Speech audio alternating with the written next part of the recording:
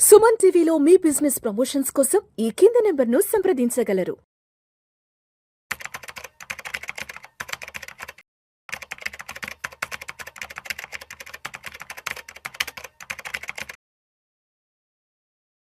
నమస్తే అండి, welcome to Suman TV. నేను మీ వెల్లి చక్రధర్. ఇప్పుడు కొత్తగా వచ్చిన ఎన్ఎఫ్ఓస్ మనకు ఉన్నాయండి మార్కెట్లో. మనకి ఎస్ఐఎఫ్ నుంచి స్పెషలైజ్డ్ ఇన్వెస్ట్మెంట్ ఫండ్ అంటారు. ఎస్ఐఎఫ్ అంటే చాలా మనం వీడియోస్ చేసాం ఎస్ఐఎఫ్ మీద. ఇంకా రీసెంట్గా నేను ఒక వీడియో చేశాను సుమన్ టీవీలో, దాని గురించి చెప్పడం జరిగింది. Mutual funds, PMS, SIF, AF అని. అయితే చాలామంది కామెంట్స్ పెడుతున్నారండి, ఎస్ఐఎఫ్ అంటే ఏంటి చెప్పండి, పిఎంఎస్ అంటే ఏంటి చెప్పండి అని. మనం కొన్ని వందల కొద్ది వీడియోస్ చేస్తున్నాం ఆల్రెడీ వీటి మీద.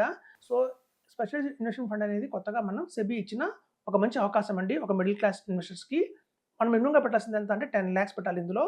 సో 10 lakhs కనుక మనం మినిమంగా పెడితే మనకి అత్యధికంగా మంచి రిటర్న్స్ అయితే వస్తాయి ఇందులో. ఈ ఎస్ఐఎఫ్స్లో వచ్చి మనకి టూ కేటగిరీస్ ఉన్నాయండి. ఒకటి ఏంటంటే మనకు వచ్చి equity long and short fund అంటారు. ఇది మనకు ఒక ఫ్లెక్సీ క్యాప్ మోడల్ లాగా ఉంటుందండి మనకు మ్యూచువల్ ఫండ్స్లో. అలాగే చూస్తే టాప్ X100 అని ఒకటి ఉంటుందండి. అందులో కేవలం మినిమంకి mid cap and small cap మీద కాన్సన్ట్రేషన్ చేస్తారు. సో ఇదొక అనదర్ సెగ్మెంట్ అనమాట మన ఎస్ఐఎఫ్లో. అయితే ఇప్పుడు ఎపెక్స్ అంటే అందరికి తెలిసిందే, Aditya Birla sun life mutual fund వాళ్ళదే ఈ ఎపెక్స్ అనే ఎస్ఐఎఫ్ అనమాట. సో ఈ ఎపెక్స్ అనే ఎస్ఐఎఫ్లో కనుక ఇప్పుడు కొత్తగా ఎన్ఎఫ్ఓ వచ్చింది. సో 10th August నుంచి మీకు 24th August దాకా టైం ఉంది. సో ఈ 24th August లోపల ఎవరైతే ఇన్వెస్ట్మెంట్ చేస్తారో వాళ్ళందరికీ కూడా ₹10 ఎన్ఏవితోనే మనకి అవైలబిలిటీలో ఉంటుంది. అయితే వీళ్ళు రావడంతోనే టూ వచ్చారండి, 2 సెగ్మెంట్స్ వచ్చారు. ఒకటి ఏంటంటే ఈక్విటీ లాంగ్ షార్ట్ ఫండ్, ఒక ఫ్లెక్సీ క్యాప్ మోడల్లోనే వచ్చారు. అలాగే మిడ్ క్యాప్ అండ్ స్మాల్ క్యాప్ని కవర్ చేస్తూ టాప్ X100 దాంట్లో కూడా వచ్చారు. అంతకుముందు వీళ్ళది ఆల్రెడీ హైబ్రిడ్ స్కీమ్ లాంచ్ అయిపోయింది. అది సిన్స్ ఇన్సెప్షన్ నుంచి చూస్తే మనకి 15% CAGR దాకా రిటర్న్ ఇచ్చింది. సో మనకి ఎందుకు ఎస్ఐఎఫ్స్కి మనకి ఎక్కువ ఇంపార్టెన్స్ ఇస్తున్నాము అంటే, చూడండి మ్యూచువల్ ఫండ్స్ అనేవి మనం చూస్తే 2000 నుంచి కూడా బాగా అగ్రెసివ్గా అయితే మార్కెట్లో ఉన్నాయి. అన్ని మ్యూచువల్ ఫండ్స్లో చూస్తే మీరు ఇవాళ వాల్యూమ్స్ అనేవి అత్యధికంగా ఎక్కువైపోయినాయి. 1 lakh crores దాటిపోయింది ఒక్కొక్క ఫండ్ హౌస్లోను. అలాగే కొన్ని స్పెసిఫిక్గా ఫండ్స్ తీసుకుంటే అందులో చూస్తున్నా కూడా మనకి 1 lakh crore, 40,000 crore, 30,000 crore లాగా ఉన్నాయి. సో ఎప్పుడైతే వాల్యూమ్స్ బాగా ఎక్కువైపోతున్నాయో, సైజెస్ ఎక్కువైపోతున్నాయో, ఇంకా రాబోయే రోజుల్లో ఎస్ఐపి రూపంలో ఇంకా ఎక్కువ ఇన్వెస్ట్ చేస్తున్నారు మ్యూచువల్ ఫండ్స్లో.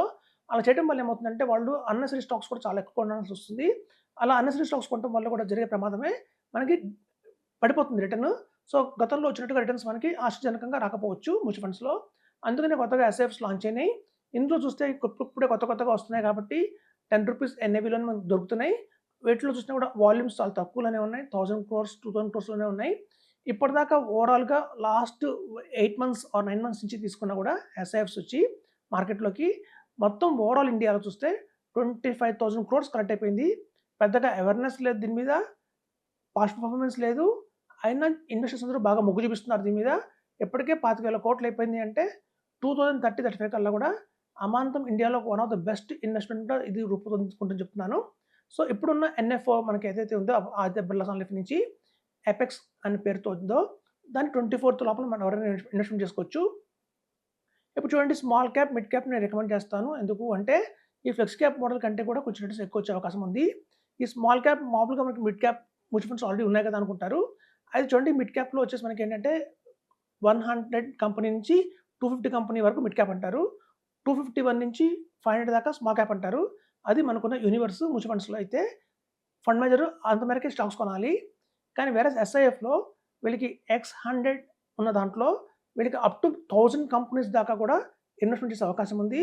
చూడండి, కోవిడ్ తర్వాత ఇండియాలో చాలా అవేర్నెస్ అయితే బాగా పెరిగింది ఈక్విటీస్ మీద, మ్యూచువల్ ఫండ్స్ మీద, డైరెక్ట్ స్టాక్స్ మీద. ఎప్పుడైతే అవగాహన బాగా పెరిగిందో చాలామంది కోట్ల మంది ఇన్వెస్ట్మెంట్ చేయడం మొదలుపెట్టారు. సో మనకి చూస్తే 500 కంపెనీస్ ఏవైతే మార్కెట్లో ఉన్నాయో ఇవాళ మార్కెట్లో వాటి వాల్యుయేషన్ బాగా ఎక్కువైపోయింది. చాలా అవుట్ పర్ఫార్మెన్స్ చేసాయి చాలా స్టాక్స్ అయితే.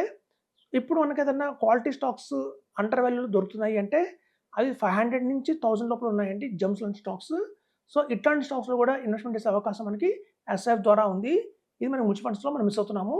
సో ఇప్పుడు చూస్తే మనకి ఒక లాంగ్ రన్లో ఇక్కడ నుంచి ఒక నెక్స్ట్ 15 yearsలో మనకి ఏదైనా అవుట్ పర్ఫార్మింగ్ స్టాక్స్ ఉన్నాయి అంటే అవి 500 నుంచి 1000 లోపల ఉన్నాయి. మొత్తం చూస్తే బాంబే స్టాక్ ఎక్స్చేంజ్లో మనకి 5000 స్టాక్స్ ఉంటాయండి. సో ఈ బాటమ్ 4000 స్టాక్స్ ఇందులో ఇన్వెస్ట్మెంట్ చేయట్లేదు, అవి హై రిస్కీగా ఉంటాయి. కేవలం 1000 స్టాక్స్ దాకానే వీళ్ళకి పర్మిషన్ ఉంది. సో అట్లాంటి వాటిలో కూడా మనం ప్రాపర్గా ఆలోచించుకొని ఇన్వెస్ట్మెంట్ చేసుకుంటే చాలా ఎక్స్ట్రాడినరీ రిటర్న్స్ అయితే వస్తాయని చెప్తున్నాము. మ్యూచువల్ ఫండ్స్ ప్లస్ అంటారు ఎస్ఐఎఫ్ని. అంటే మ్యూచువల్ ఫండ్స్లో మనకి ఏదైతే ఉన్నాయో ఫండ్స్ అవి ఒక 15% రిటర్న్ జనరేట్ చేస్తే ఇవి అడిషనల్‌గా ఇంకో 3% రిటర్న్ చేసే అవకాశం అయితే ఉంది. సో, మనం 3% కదా అనుకుంటాం కానియండి, ఒక లాంగ్ రన్‌లో చూస్తే ఒక 15 ఇయర్స్ ఆరిజిన్‌లో ఆ 3% 1.5 crore దాకా తేడా వచ్చేస్తుంది రిటర్న్స్‌లో. సో, కాబట్టి మేము చెప్పేదేంటంటే ప్రతి ఒక్కళ్ళకి కూడా అవేర్‌నెస్ తెచ్చుకోండి. ఎస్ఐఎఫ్ కూడా మనకి security exchange board of India రూపొందించిన ఒక అద్భుతమైన ప్రొడక్ట్ ఇది కూడా. మనకి సెబీ కింద మనకు 4 ప్రొడక్ట్స్ ఉంటాయండి. చాలామందికి తెలియట్లేదు. మేము చెప్తూనే ఉన్నాము. ప్రతి ఒక్క అసెట్ మేనేజ్మెంట్ కంపెనీ అంటారు. చాలామంది మ్యూచువల్ ఫండ్స్ కంపెనీ అనుకుంటారు కానియండి, ప్రతి ఒక్క కంపెనీ పేరు అసెట్ మేనేజ్మెంట్ కంపెనీ. సో, ఇలా అసెట్ మేనేజ్మెంట్ కంపెనీ కిందనే mutual funds, SIF, PMS, AIF అని 4 కేటగిరీస్ ఉంటాయి. సో, మనకి మ్యూచువల్ ఫండ్స్‌లో మినిమమ్‌గా ఎంత ఇన్వెస్ట్‌మెంట్ చేసుకోవచ్చు. ₹1000తో ఎస్ఐపి స్టార్ట్ చేయొచ్చు. లేదా లంసమ్‌గా ₹5000 ఇన్వెస్ట్‌మెంట్ చేయొచ్చు.